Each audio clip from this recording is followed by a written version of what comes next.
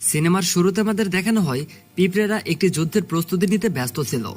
তারাও ইতিমধ্যে technology use করে রাসায়নিক হাতিয়ার বানিয়ে ফেলেছে। আর এটি এমন একটি যুদ্ধ যেটি অনেক দিন ধরে চলবে। সিন কাট করে আমাদের একটি কাপলকে দেখানো হয় যারা জঙ্গলে পিকনিক করতে এসেছে। এখানকার মেয়েটি প্রেগনেন্ট ছিল, আর ঠিক সেই সময়ে মেয়েটির পেটে ব্যথা হতে থাকে। এই জন্য তার স্বামী তাকে গাড়ির কাছে নিয়ে আসে। তবে তাড়াহুড়ো করার কারণে ছেলেটি তাদের একটি কম্বল ও কিছু খাবার সেখানে ফেলে রেখে চলে যায়। এরপর আমাদের দেখানো হয় জঙ্গলের সমস্ত কীটপতঙ্গ স্বাভাবিকভাবেই তাদের সময় কাটাচ্ছিল। তখনই হঠাৎ ওপর থেকে এক বাঘ দম্পতির 3 সন্তান মাটিতে এসে পড়ে। লেডিবাগ সেখানে এসে তার সন্তানদের ওরা শেখানোর চেষ্টা করে, তবে বাচ্চাগুলো উঠতে পারছিল না। এর মধ্যে একজন পাথরের সাথে ধাক্কা খেয়ে পড়ে যায়। তবে কিছুক্ষণ চেষ্টা করতেই তারা শিখে যায় কিভাবে উড়তে হয়।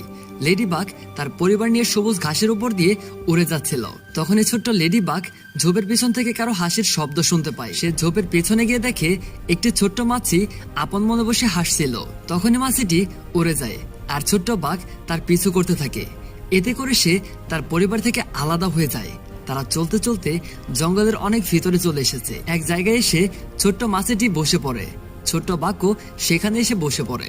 সে মাছিটির সাথে কথা বলতে চায়, কিন্তু তখনই বড় বড় কয়েকটি মাছি এসে ছোট্ট বাঘকে ঘিরে ধরে।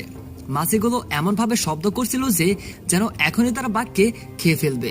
এতে ভয় পেয়ে ছোট্ট লেডি বাঘ পালাতে থাকে, কিন্তু মাছিগুলো তার পিছু ছাড়ে না। উড়তে উড়তে বাঘ আবারও একটি পাথরের সাথে ধাক্কা লেগে একটি গুহার ভেতরে পড়ে যায়। এতে সে অজ্ঞান হয়ে যায় ও তার একটি পাখা ভেঙে যায়। মাছিগুলো গুহার বাহিরে কিছুক্ষণ বসে থেকে চলে যায়। এরপর ছোট্ট লেডি বাঘের যখন জ্ঞান ফিরে তখন সে উড়ার চেষ্টা করে, কিন্তু ছোট্ট বাঘটি একটি পাখা ঝাপটে কিছুতেই উড়তে পারছিল না। তাই সে সেখানেই বসে থাকে। সন্ধ্যাবেলা আবার সেখানে বৃষ্টি নামতে থাকে। ছোট্ট বাঘ অনেক কষ্টে গুহার বাহিরে বের হয় আর চিৎকার করে সাহায্যের জন্য ডাকতে থাকে, কিন্তু কেউ তাকে সাহায্য করতে এগিয়ে আসে না। তাই সে খোলা জায়গার ভেতর দিয়ে একা একাই চলতে থাকে। তখনই সে সামনে আশ্রয় নেওয়ার মতো একটি ছাউনি দেখতে পায়, আর সেখানে গিয়ে সে আশ্রয় নেয়। সকালবেলা পতঙ্গদের ডানার আওয়াজে বাঘের ঘুম ভেঙে যায়। সে বাইরে এসে দেখতে পায় জঙ্গলের সমস্ত পতঙ্গেরা সেই কাপলদের রেখে যাওয়া খাবার সংগ্রহ করতে ব্যস্ত হয়ে পড়েছে। কেউ ভাতের দানা নিচ্ছিল, আবার কেউ মিষ্টি নিয়ে উড়ে যাচ্ছিল, আবার একজন তো ম্যাচ বক্স নিয়ে উড়াল লাগায়। কিন্তু পরক্ষণে সে সেটিকে এক জায়গায় রেখে অন্য খাবার নিতে চলে যায়। তখন আবার কাছের একটি রাস্তা দিয়ে কালো পিঁপড়ের একটি দল হেঁটে যাচ্ছিল। হঠাৎ সেই দলের লিডার কোথা থেকে যেন চিনির গন্ধ পায়। চিনির গন্ধে পিছু করতে করতে সে সেইখানে পৌঁছে যায় যেখানে ছোট্ট বাঘ আশ্রয় নিয়েছিল। পিঁপড়েদের লিডার চিনির বক্সের ভিতরে গিয়ে একটু চিনি খেয়ে দেখে, যেটি তার অনেক ভালো লাগে। তাই সে তার বাকি সাথীদের বলে সবকিছু ফেলে দিয়ে এইখানে চলে আসো, আমি মজাদার কিছু পেয়েছি। বাকি পিঁপড়েরাও তাই করে।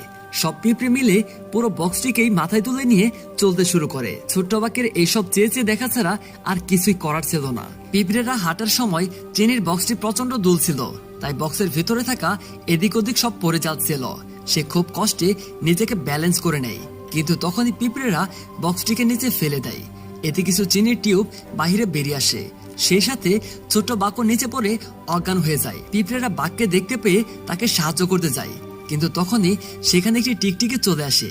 সে ভয়ঙ্কর আওয়াজ বের করে। এতে ভয় পেয়ে পিঁপড়েগুলো চিনির কিউবের পিছনে লুকিয়ে পড়ে। টিকটিকি সেখানে এসে পিঁপড়েদের বলতে থাকে, আমি কি তোমাদের মজা করে খেতে পারি? এর মধ্যেই আবার বাঘের জ্ঞান ফিরে এসেছে। সে টিকটিকি দেখে ভয় পেয়ে বক্সের ভেতরে ঢুকে যায় আর জোরে জোরে আওয়াজ করে। বক্সের কারণে তার আওয়াজ অনেক ভয়ঙ্কর শোনাচ্ছিল। এতে ভয় পেয়ে টিকটিকি সেখান থেকে জান নিয়ে পালিয়ে যায়। আপাতত বিপদ কেটে গিয়েছে, তাই পিঁপড়েরা বাঘের কাছে আসে। তারা বাঘের সাথে কথা বলার চেষ্টা করে। বাঘ বলে, আমি উড়তে পারি না, তাই আমি এই বক্সের ভেতরে লুকিয়েছিলাম। পিঁপড়ের লিডার বলে, ঠিক আছে, তুমি আমাদের সাথে চলো। এরপর তারা আবারও চলতে শুরু করে, কিন্তু মাঝপথেই আবার তারা লাল পিঁপড়েদের সামনে পড়ে যায়। লাল পিঁপড়েরা কালো পিঁপড়েদের ভয় দেখানোর জন্য তাদের রাস্তা আটকে দেয়। কালো পিঁপড়েদের লিডার বিষয়টি বুঝতে পারে, এই জন্য সে চিনির একটি কিউব লাল পিঁপড়েদের উপহার দেয়। এরপর লিডার তার দলবল নিয়ে সেখান থেকে অনেক দূরে চলে যায়। লাল পিঁপড়েরা চিনির কিউবটি টেস্ট করে, সেটি তাদের কাছে অনেক ভালো লাগে। তাই সমস্ত চিনি লুট করার জন্য তারা কালো পিঁপড়েদের পিছু করতে থাকে। এদিকে কালো পিঁপড়েরা চলতে চলতে একটি পাথরের কাছে চলে এসেছে, যেখান থেকে বক্সটি কাঁধে নিয়ে যাওয়া সম্ভব না। তাই তারা বক্সটিকে পাথরের উপর থেকে ঝুঁকিয়ে নিচে ফেলে দেয়। লাল পিঁপড়েরাও ততক্ষণে সেখানে চলে এসেছে। তারা সেখানে একটি খালি ক্যান দেখতে পায়। সমস্ত লাল পিঁপড়েরা ক্যানের ভেতরে চড়ে সেটিকে গড়িয়ে পাথরের নিচে চলে আসে। কালো পিঁপড়েদের বক্স আর লাল পিঁপড়েদের ক্যান দুটোই গড়াতে গড়াতে পানিতে গিয়ে পড়ে আর স্রোতের সাথে ভেসে যেতে থাকে। রাস্তায় হাজারটা বাধা আসা সত্ত্বেও লাল পিঁপড়েরা কালো পিঁপড়েদের পিছনে ছাড়ে না। তখনই আচমকা একটি ঝটকায় বাঘ পানিতে পড়ে যায়। বাঘকে খাবার ভেবে একটি মাছ তাকে খেতে আসে। বাঁচার জন্য বাঘ প্রাণপণে সাঁতার কাটতে থাকে, কিন্তু মাছটি তার পিছু ছাড়ে না। চলতে চলতে মাছটি একটি পাথরের সাথে জোরদার ধাক্কা খায়, কিন্তু এরপরও সে বাঘের পিছু ছাড়ে না। এদিকে কালো পিঁপড়েরাও তাদের নতুন বন্ধুকে বাঁচানোর চেষ্টা করছিল। পিঁপড়েরা একে অপরকে ধরে দড়ির মতো বানিয়ে বাঘকে পানি থেকে তুলে নেয়। চলতে চলতে তারা একটি বিশাল ঝর্ণার সামনে এসে পড়ে। এই জন্য তারা বক্সের ভিতর ঢুকে যায় আর বক্সটি ঝর্ণার নিচে গিয়ে পড়ে। তবে সেই রাক্ষসে মাছটি এবং লাল পিঁপড়েরা কালো পিঁপড়েদের পিছু করতে থাকে। তবে লাল পিঁপড়েদের ক্যানটি পানির নিচে কাদায় আটকে যায়। তা সত্ত্বেও লাল পিঁপড়েরা সাঁতার কেটে উপরে চলে আসে। এইদিকে কালো পিঁপড়েরা সমস্ত চিনি নিয়ে নদীর তীরে উঠে এসেছে। এরপর সমস্ত চিনি মাথায় নিয়ে তারা আবার নিজেদের বাড়ির উদ্দেশ্যে রওনা হয়ে যায়। চলতে চলতে ছোট বাঘ হঠাৎ একটি পরিচিত আওয়াজ শুনতে পায়। সেদিকে এগোতেই সে অন্য একটি বাঘ ফ্যামিলিকে দেখতে পায়। তাদের দেখে আমাদের ছোট্ট বাঘ আবার উড়ার চেষ্টা করে, কিন্তু একটি ডানা ভাঙা থাকার কারণে সে উড়তে পারে না। এই জন্য মন খারাপ করে সে আবারও কালো পিঁপড়েদের পিছু করতে থাকে। চলতে চলতে তারা একটি রাস্তার পাশে চলে এসেছে আর এখানে লাল পিঁপড়েরা কালো পিঁপড়েদের দেখতে পায়। তখনই আবার তাদের দিকে একটি গাড়ি এগিয়ে আসতে থাকে, কিন্তু তা সত্ত্বেও কালো পিঁপড়েরা থামে না। লাল পিঁপড়েরাও কালো পিঁপড়েদের পিছু করতে থাকে। এতে অনেকগুলো লাল পিঁপড়ে গাড়ির সাথে ধাক্কা লেগে মারা যায়। তবে কালো পিঁপড়েরা বুদ্ধি করে গাড়ির মাঝখান বরাবর গিয়ে দাঁড়ায়। এতে তাদের কোনো ক্ষতিই হয় না। এরপর চলতে চলতে তারা নিজেদের বাসায় চলে আসে। এখানে হাজার হাজার পিঁপড়েরা নিজেদের কাজে ব্যস্ত ছিল। সবাই যার যার মতো কাজ করে খাবার এনে রানীর সামনে রাখে, আর রানী সেই খাবার খেয়ে খুশি হলে একটি করে ডিম দেয়। বাঘের দলের পিঁপড়েরা তাদের আনা সমস্ত চিনি রানীদের সামনে রাখে। রানী সেই চিনি খেয়ে প্রচন্ড খুশি হয়ে যায় আর অনেকগুলো ডিম দেয়। লাল পিঁপড়েদের লিডার কালো পিঁপড়েদের পিছু করতে করতে তাদের আস্তানার ঠিকানা পেয়ে গিয়েছে। তাই সে তখনই তার রানীর কাছে গিয়ে সমস্ত ঘটনা খুলে বলে। রানী সবাইকে যুদ্ধের প্রস্তুতি নিতে বলে। এই জন্য সবাই তীর ধনুক, পাথর আর কীটপতঙ্গ মারার বিষ নিয়ে তৈরি হয়, আর লক্ষ লক্ষ পিঁপড়েদের একটি সেনা নিয়ে কালো পিঁপড়েদের উদ্দেশ্যে রওনা হয়ে যায়। এইদিকে কালো পিঁপড়েদের বাসায় সুন্দর একটি রাত নেমে এসেছে। সবাই শান্তির ঘুম ঘুমাচ্ছে। ছোট বাঘ স্বপ্ন দেখতেছে সে তার পরিবারের সাথে সবুজ ঘাসের উপর দিয়ে উড়ে যাচ্ছে, কিন্তু তখনই তার ঘুম ভেঙে যায়। এই জন্য সে বাইরে বেরিয়ে বাসার সবচাইতে উঁচু জায়গায় গিয়ে বসে। এইখানে এসে সে বুঝতে পারে তার ভাঙা পাখাটি প্রায় ঠিক হয়ে গেছে। এর মানে কিছুদিনের মধ্যে সে আবারও আগের মতো উড়তে পারবে। এতে খুশি হয়ে আবারও গিয়ে ঘুমিয়ে পড়ে। সকালবেলা কালো পিঁপড়েরা কিছু একটার আওয়াজ শুনে ঘুম থেকে উঠে যায়। তারা বাইরে এসে দেখে লাল পিঁপড়েদের বিশাল একটি দল তাদের ঘিরে রেখেছে, আর দেখতে দেখতে তারা আক্রমণ করে দেয়। কালো পিঁপড়েরাও নিজেদের রক্ষা করতে কটন বার ও লবণ দিয়ে হামলা করে, কিন্তু লাল পিঁপড়েদের আক্রমণ একটু বেশি ক্ষতিকর ছিল। পরিস্থিতি বেগতিক দেখে কালো পিঁপড়েদের রানী পিঁপড়েদের লিডার ও বাঘকে তাদের সায়েন্টিস্টের কাছে পাঠায়। তাদের অস্ত্র ভান্ডারে প্রচুর অস্ত্রের মজুদ ছিল। সেখানে একটি ম্যাচ বক্সও রাখা ছিল। কালো পিঁপড়েরা সবগুলো রকেটকে তাদের বাসার উপরে নিয়ে সেট করে। এদিকে লাল পিঁপড়েরাও থেমেছিল না, তারাও নতুন করে আক্রমণের ছক করছিল। এইদিকে কালো পিঁপড়েদের লিডার ম্যাচ বক্সটি খুলে দেখতে পায় সেখানে একটি মাত্র কাঠি ছিল। লিডার সেই কাঠিতে আগুন লাগিয়ে একটি রকেট জ্বালিয়ে দেয়। এতে রকেটটি সোজা গিয়ে লাল পিঁপড়েদের মাঝখানে গিয়ে বিশাল একটি বিস্ফোরণ হয়। যে বিস্ফোরণের কারণে লাল পিঁপড়েরা মারা যায়, কিন্তু কালো পিঁপড়েদের কাছে এখন আর কোনো লাঠি অবশিষ্ট ছিল না। এদিকে এই বিস্ফোরণের কারণে লাল পিঁপড়েরা আরো বেশি রেগে যায় এবং আরো জোরালো আক্রমণের প্রস্তুতি নেয়। তখনই ছোট্ট বাঘের মনে পড়ে সে মানুষের ফেলে যাওয়া সেই ম্যাচ বক্সটি পড়ে থাকতে দেখেছিল। ছোট্ট বাঘ সবাইকে বিষয়টি খুলে বলে। সে এটিও বলে যে তোমরা যদি আমাকে উড়তে একটু সাহায্য করো তাহলে আমি উড়ে গিয়ে সেই ম্যাচ বক্সটিকে নিয়ে আসতে পারবো।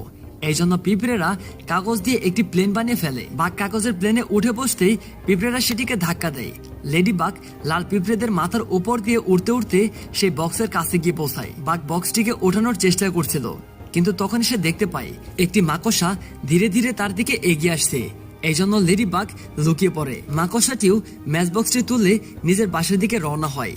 লেডি বাঘ তার পিছু করতে থাকে। লেডি বাঘ তার পিছু করতে করতে মাকড়সার বাড়িতে পৌঁছে যায়। আসলে মাকড়সাটিও একটি খেলনা ঘরে থাকতো। লেডিবাগ দেখতে পায় মাকড়সাটি ঘরের ভিতরে লাইট জ্বালানোর জন্য ম্যাচের কাঠি ব্যবহার করছে, কিন্তু তখনই হঠাৎ একটি ব্যাঙ জিহ্বা দিয়ে বাঘকে ধরে টানতে থাকে। বাঘ ঘরের জানালা ধরে বাঁচার প্রাণপণ চেষ্টা করে, এতে খেলনা ঘরটি ব্যাঙের মাথায় এসে পড়ে এবং ব্যাঙটি সেখানে মারা যায়। তবে এতে বাঘও অজ্ঞান হয়ে যায়। অজ্ঞান হয়ে বাঘ স্বপ্নে দেখে সে তার পরিবারের সাথে সবুজ ঘাসের উপর দিয়ে উড়ে যাচ্ছে। এরপর ঘুম ভাঙতেই বাঘ দেখতে পায় সে মাকড়সার ঘরের ভিতরে রয়েছে।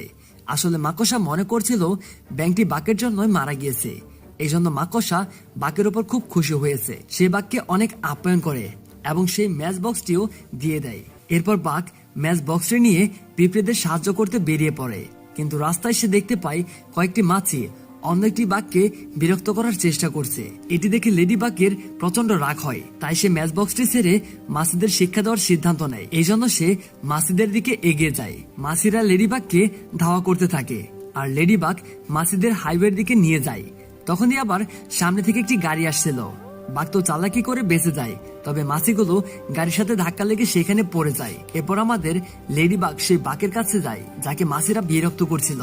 তার কাছ থেকে বিদায় নিয়ে সে পিঁপড়েদের উদ্দেশ্যে রওনা হয়ে যায়। পিঁপড়েদের আস্তানা এতক্ষণে প্রায় ধ্বংস হয়ে গিয়েছে। বাঘ লাল পিঁপড়েদের উপর দিয়ে উড়ে কালো পিঁপড়েদের বাসায় ম্যাচ বক্সটি নিয়ে আসে। পিঁপড়েদের লিডার বাঘের প্রতি কৃতজ্ঞতা প্রকাশ করেই আবার আক্রমণের প্রস্তুতি নেয়। তারা লাল পিঁপড়েদের উপর একের পর এক রকেট নিক্ষেপ করতে থাকে। একের পর এক বিস্ফোরণে লাল পিঁপড়েদের সৈন্যরা ছন্নছাড়া হয়ে পড়ে। তবে এর মাঝেই লাল পিঁপড়েদের বিষের থলিতে আগুন লেগে যায়, যার কারণে লাল পিঁপড়েরা পিছু হটতে বাধ্য হয়। এখন লাল পিঁপড়েরা তো পিছু হটছে, কিন্তু কালো পিঁপড়েদের বাসার চারপাশে দাউ দাউ করে আগুন জ্বলছিল। আগুনের তাপে সমস্ত কালো পিঁপড়ে ও বাঘ বাসার ভেতরে গিয়ে লুকিয়ে পড়ে।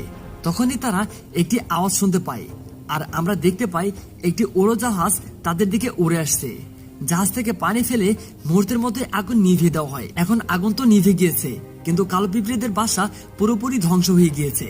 সমস্ত পিঁপড়ে বাইরে এসে চারদিকে দেখতে থাকে। এরপর আরো অনেকগুলো দিন কেটে যায়। ছোট বাঘ এখন বড় হয়ে গিয়েছে। সে এখন সেই বাঘকেই বিয়ে করে নিয়েছে যাকে সে মাকড়সার হাত থেকে বাঁচিয়েছিল। তাদের এখন 4টি বাচ্চাও রয়েছে যারা অলরেডি উড়তে শিখে গিয়েছে।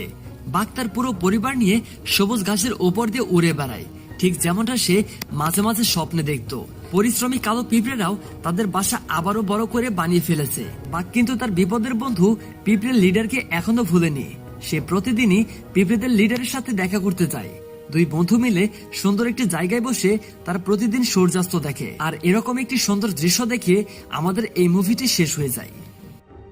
গাইস, আজকের মুভি এক্সপ্লেন তো তোমরা দেখে ফেললে এবং কেমন লাগলো সেটা অবশ্যই কমেন্ট করে জানিয়ে দিবা, এবং পরবর্তীতে তোমরা কোন রিলেটেড মুভি এক্সপ্লেন দেখতে চাও সেটা অবশ্যই কমেন্টে জানিয়ে দিবা।